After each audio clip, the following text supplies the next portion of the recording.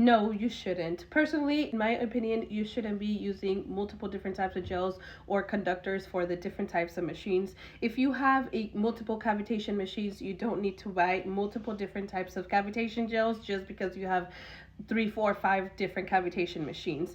Can you use different conductors, dual conductors for the S shape? Yes, you can. But me personally, I really feel like it's a waste of time. It's a waste of money just because it usually tends to be a lot more expensive versus you just buying your cavitation gel for the S shape and then glycerin for the RF. So when you have the S shape like this machine right here that I'm showing you, you're going to have dual probes, meaning that you'll have cavitation and RF in one, you'll have vacuum and RF in another one, you'll have electroporation and also facial EMS in another one. These are dual probes. Now, depending on the treatment that you are doing, will depend on also the gel or the conductor that you're going to need. For instance, if you have the S shape and you're wanting to do cavitation, can you have the RF on? Yes, you can have the RF on, but that doesn't mean that you have to have another type of conductor that has glycerin and cavitation gel or ultrasound gel.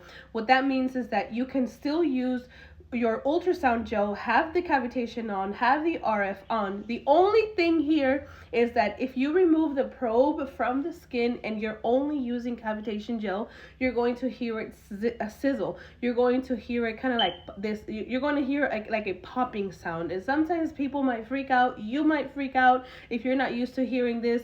It's completely normal. The S shape is like that, and it's because it's a dual probe, meaning that if your RF is on and you have ultrasound gel on the probe, it's going to burn that gel, and that's why it creates that sizzle.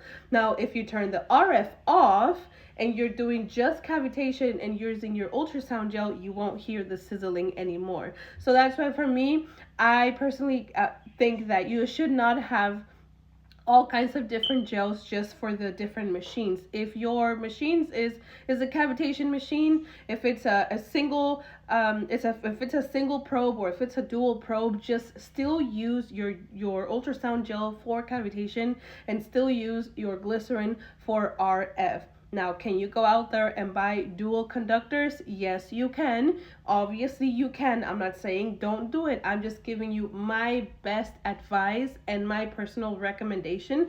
Just because when you go out there and purchase dual conductors, they will be more pricier, meaning that it's going to increase your expenses as well.